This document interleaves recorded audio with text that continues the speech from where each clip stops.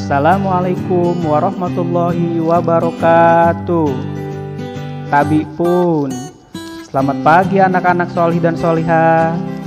Bagaimana kabarnya hari ini? Mudah-mudahan selalu dalam keadaan sehat dan tetap semangat. Baiklah anak-anak solih dan solihah, sudah siap mengikuti pembelajaran hari ini? Kalau sudah siap, sebelum pembelajaran dimulai, marilah kita bersama-sama membaca doa. Berdoa dimulai.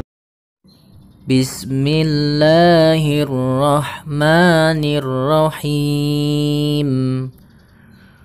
Raditu billahi rabba wa bil islami dina wa bi Muhammadin nabiyyan wa rasula.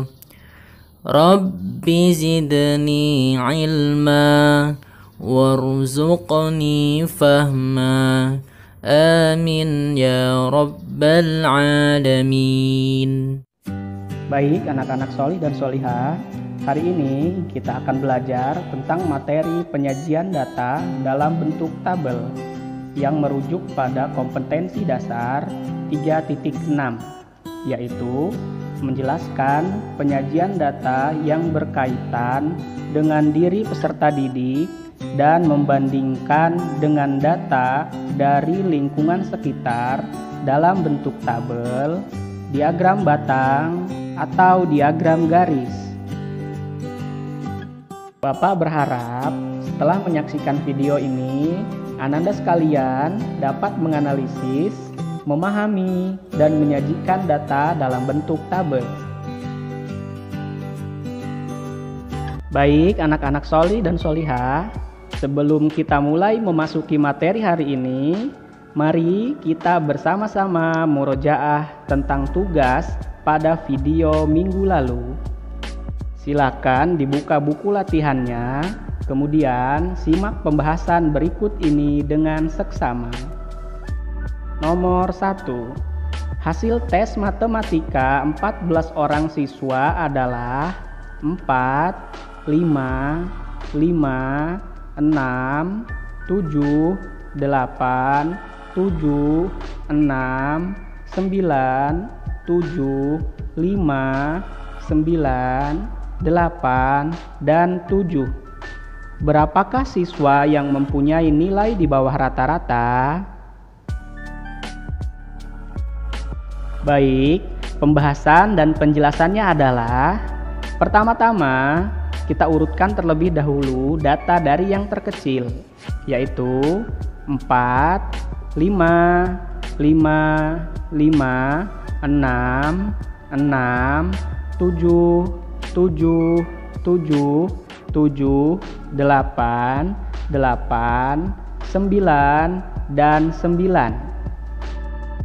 Kemudian jumlahkan semua data yang ada, yaitu 4 ditambah 5 ditambah 5 ditambah 5 ditambah 6 ditambah 6 ditambah 7 ditambah 7 ditambah 7 ditambah 7 ditambah 8 ditambah 8 ditambah 9 ditambah 9 sama dengan 93.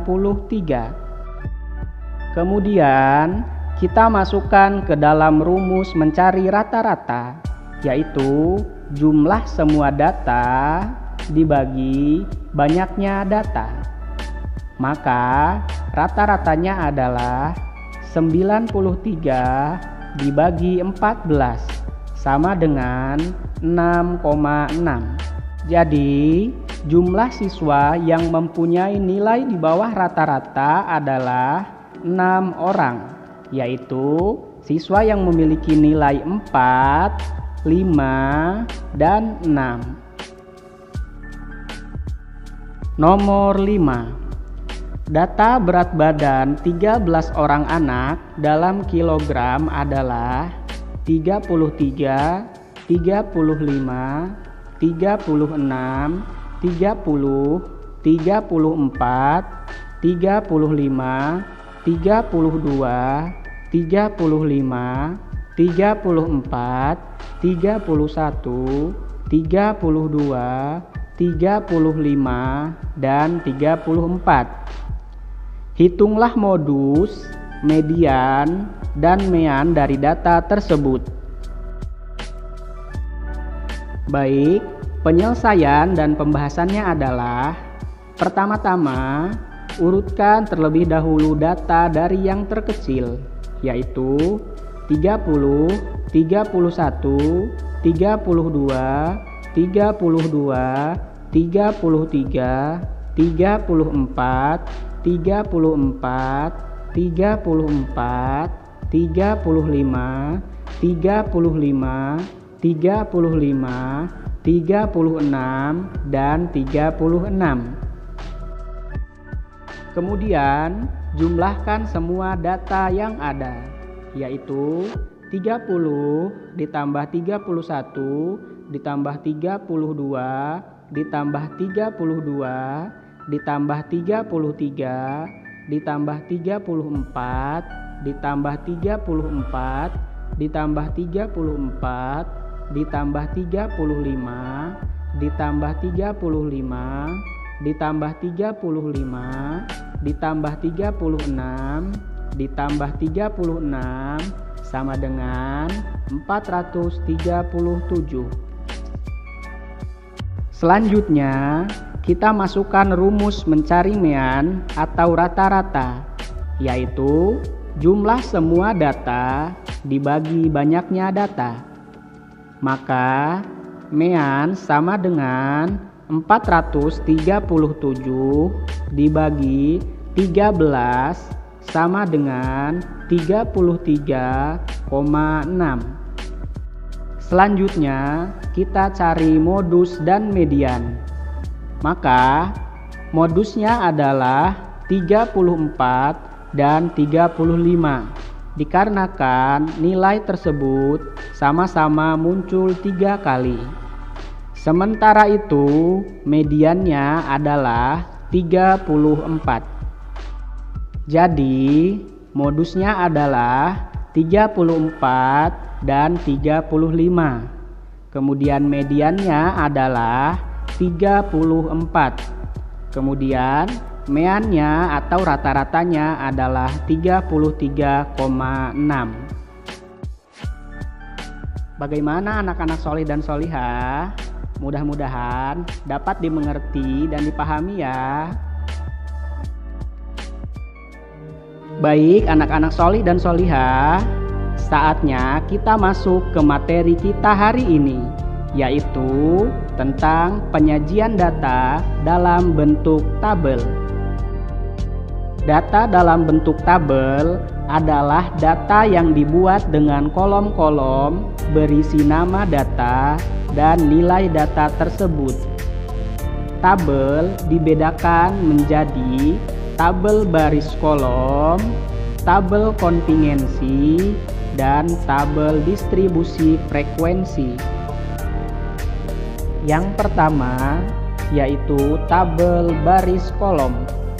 Tabel baris kolom menyajikan data yang sederhana yang biasanya hanya terdiri dari satu variabel saja. Contoh, data mengenai harga minyak di Pasar Jaya selama 8 bulan terakhir dalam bentuk baris kolom adalah sebagai berikut. Silakan Ananda simak baik-baik tabel baris kolom pada data berikut. Dapat kita lihat tabel tersebut terdiri dari 2 baris dan 2 kolom yang berisi harga minyak per liter beserta bulannya. Baik anak-anak solih dan solihah, materi yang kedua yaitu tabel kontingensi. Tabel kontingensi digunakan untuk data yang terdiri dari 2 variabel atau 2 faktor. Contohnya, berikut ini tabel yang menyajikan jumlah siswa di Kabupaten Aman menurut tingkat sekolah dan jenis kelamin. Silahkan Ananda sekalian perhatikan gambar tabel berikut ini. Pada tabel tersebut berisi tingkatan sekolah, jenis kelamin, dan jumlah. Baik anak-anak solih dan solihah, materi yang ketiga yaitu tabel distribusi frekuensi. Tabel distribusi frekuensi adalah tabel yang berisi kategori dan frekuensi dari setiap data.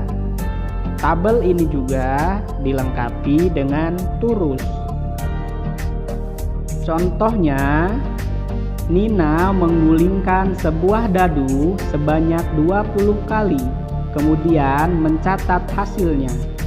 Mata dadu yang muncul adalah sebagai berikut: 5, 3, 2, 2, 1, 6, 4, 3, 5, 6, 2, 1, 4, 2, 3, 5, 1, 6, 6, dan 2. Data tersebut dapat disajikan dalam bentuk tabel distribusi frekuensi sebagai berikut. Silakan Ananda sekalian perhatikan gambar tabel berikut ini.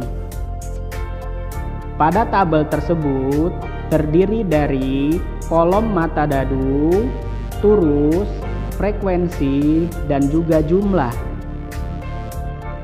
Bagaimana anak-anak solih dan solihah? Apakah Ananda sekalian sudah mengerti? Mudah-mudahan materi hari ini dapat dimengerti. Jika Ananda sekalian masih kurang paham atau kurang mengerti, silahkan diputar kembali videonya sampai Ananda sekalian mengerti. Jadi, kesimpulan dari materi kita hari ini yaitu penyajian data dalam bentuk tabel dibedakan menjadi 3, yaitu tabel baris kolom, kemudian tabel kontingensi, dan tabel distribusi frekuensi. Baiklah anak-anak solih dan solihah, agar semakin memahami materi kita hari ini, silahkan Ananda kerjakan tugas yang terdapat di halaman 152, nomor 1, nomor 4, dan nomor 5. Silahkan tugasnya dikerjakan di buku latihan dan jangan lupa tuliskan nama beserta kelas. Tugasnya dikumpulkan ke WA Bapak paling lambat hari ini pukul 17.00 waktu Indonesia Barat. Tetap semangat anak-anak solih dan solihah. Baik anak-anak solih dan solihah, cukup sekian materi pembelajaran kita hari ini. Semoga dapat dimengerti dan dipahami ya. Tetap semangat dan selalu menjaga kesehatan ya anak-anak.